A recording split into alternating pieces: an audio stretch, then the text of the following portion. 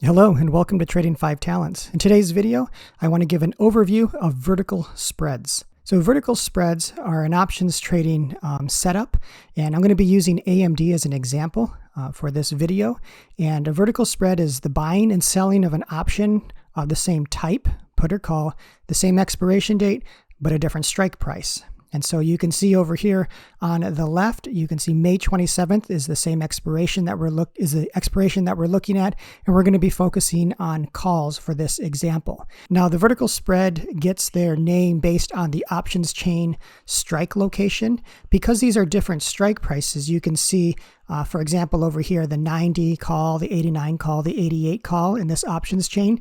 We're going to be selecting two of these, buying one and selling another, but we're going to make sure they're both calls, and we're going to make sure that the expiration is the same.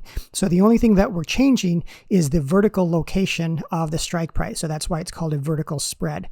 And depending on which one we buy and which one we sell, we're either going to receive a credit, which I'm going to denote in green, or we're going to be paying a cost or a debit, which I'll denote in red throughout the video.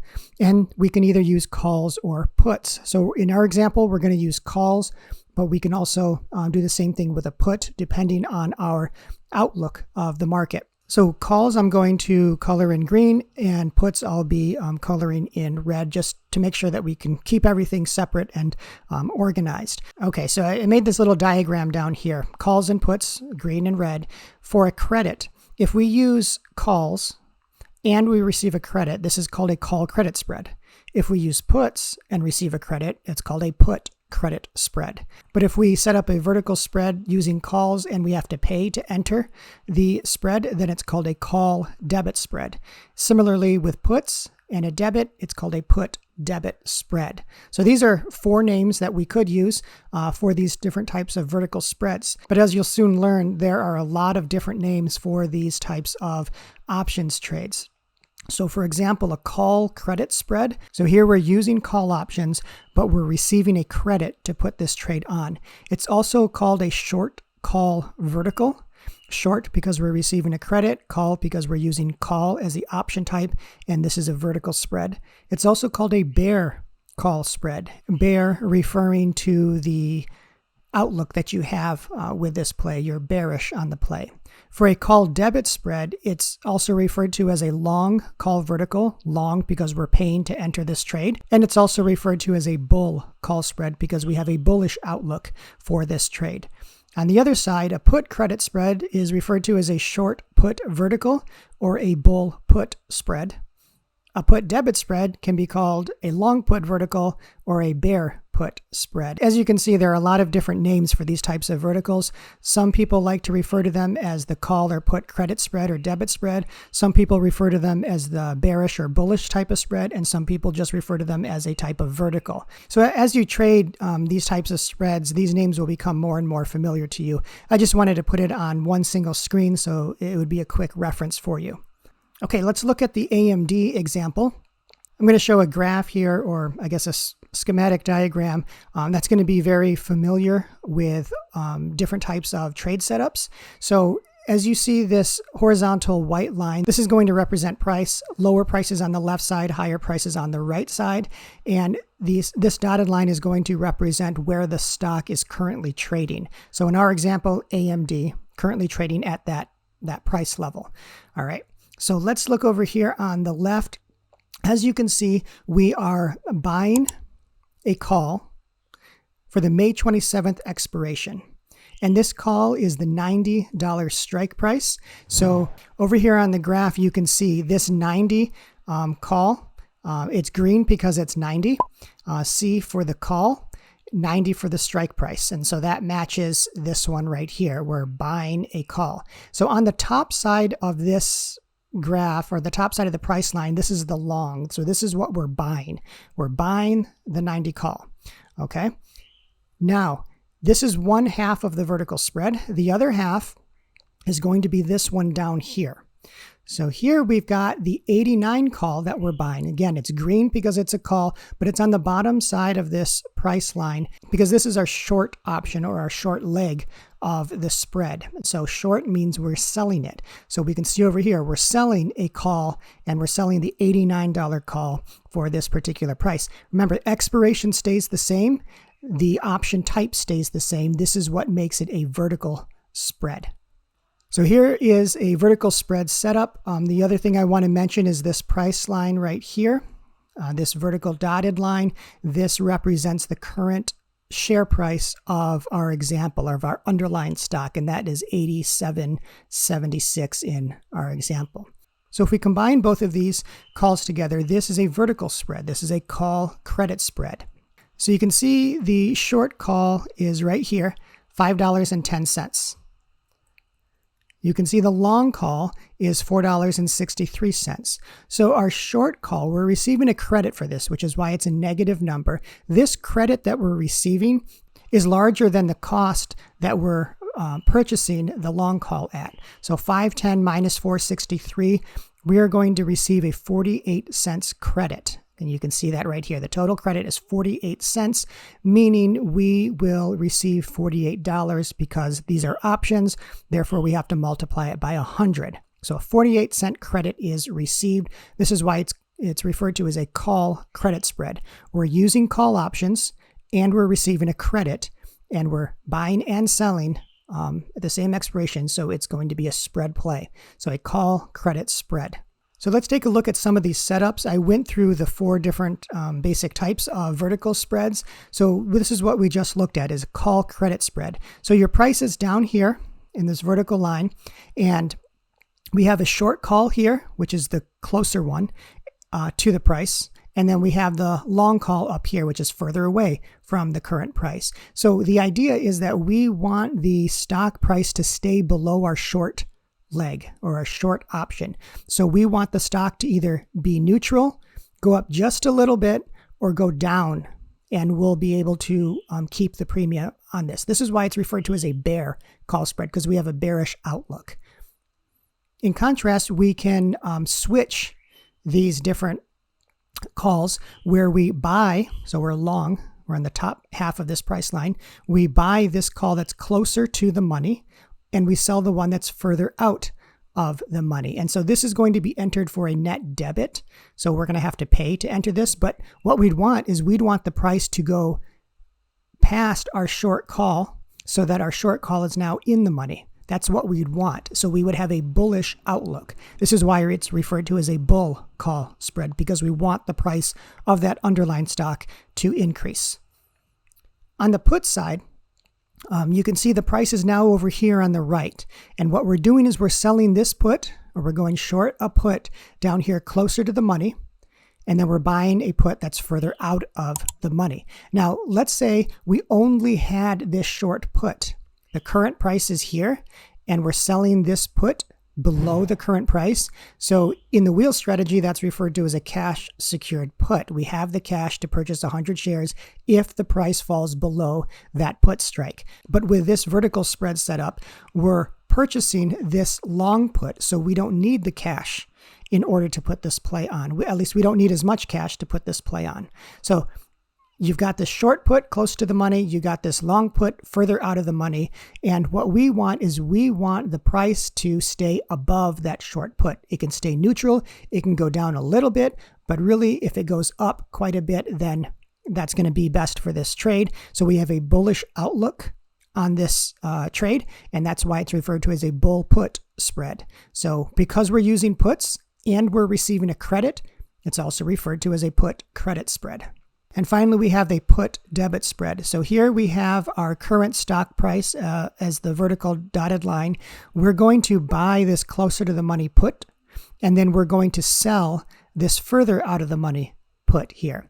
So this put is going to be more expensive to buy than the credit you're going to receive for selling this one. So it's going to be a net debit. You're going to have to pay to enter this trade.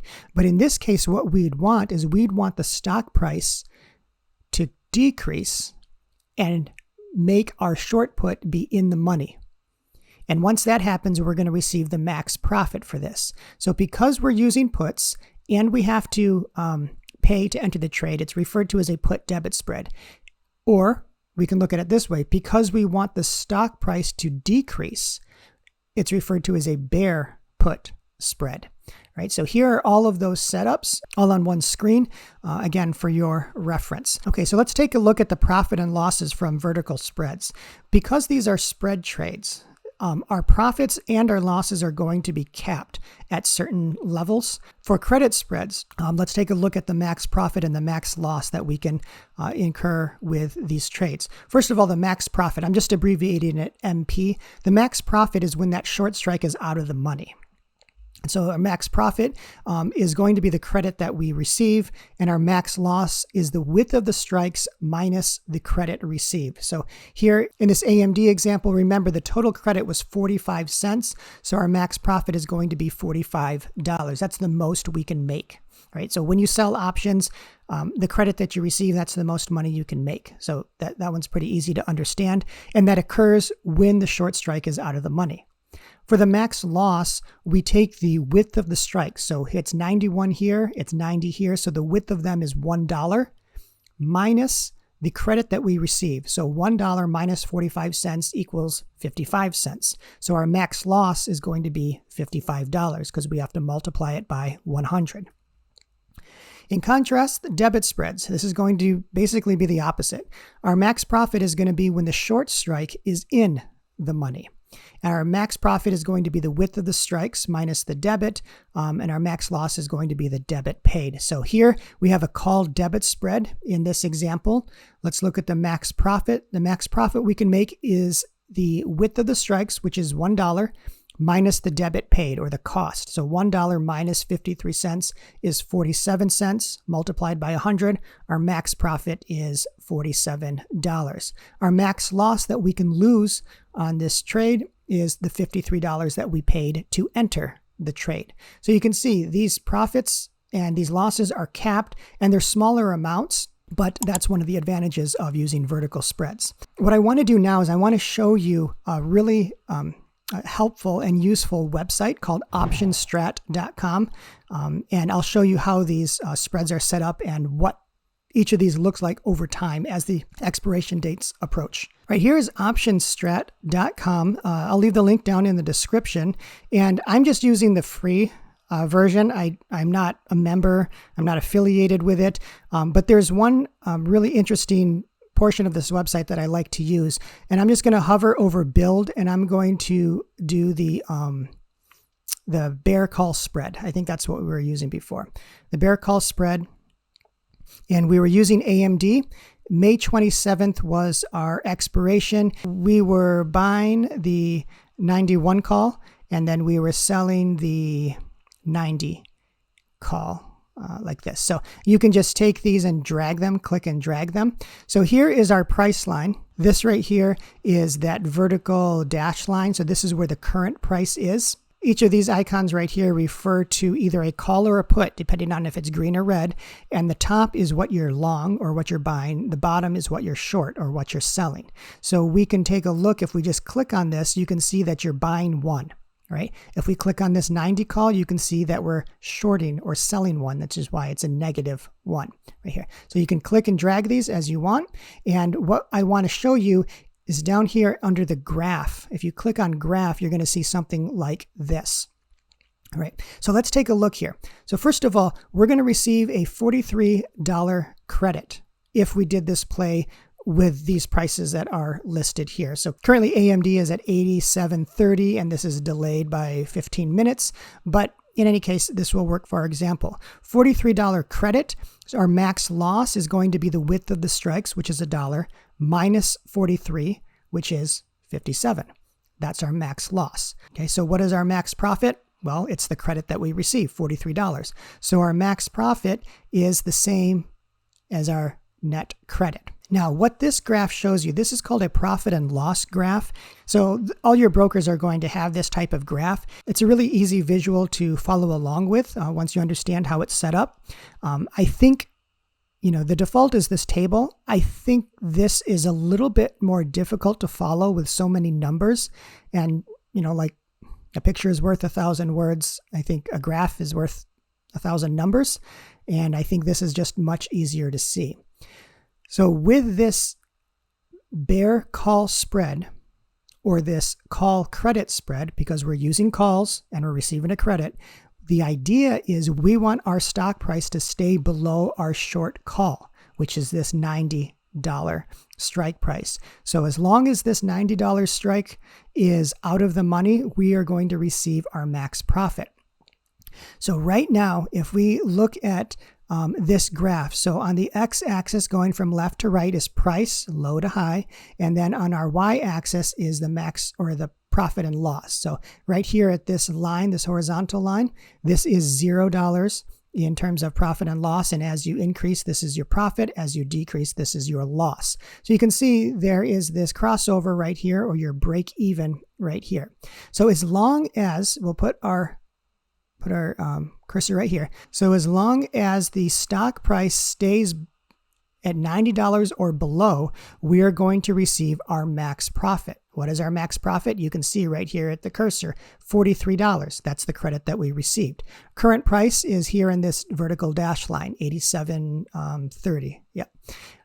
Our max loss is going to occur once you break that long strike. So at $91, that was our long strike right here. Once it breaks that, that's when you're going to start incurring your max loss. The max you can lose is $57. So it's a really easy setup, and it's a really easy trade. So it's either going to go above that long call for max loss, or it's going to stay below your short call for the max profit. Now, where it gets tricky is just somewhere here in between. With these credit spreads, when I do trade them, I don't wait until expiration. I try to exit them early, and I get anywhere from 50 to 90% of my max profit, and then I move on to the next trade. So what's cool with this option strat is not only can you set these up, you can maneuver these calls to where you want them. You can change the expiration date, and you can also look at how many days until expiration. So this graph represents expiration Friday, so expiration May 27th. If we move the slider, you can see that the profit and loss column changes. So at 10 days until expiration, you can see that you should be profiting around, just under $4 if everything else stayed the same. And as you get closer and closer to expiration, if the price does not change, then you'll see that your profit starts to increase. And this is because you're selling options, and it relies on, or it benefits from theta decay until you get all the way to expiration. And I'll be going over this optionstrat.com website a little bit more in some of my upcoming videos. But again, this is just a free, I'm not a member. You don't have to sign up for it. You don't have to pay anything. It's completely free. Link is down in the description. So let's go back and finish up the vertical spreads. All right, let's look at the advantages and disadvantages of using vertical spreads. So these are really great trade ideas for small accounts. They don't require a lot of capital. The amount of buying power that you need is simply the strike width. So in our AMD example, the strike width was only $1. So times 100, all you need is $100 in order to put a trade like this on.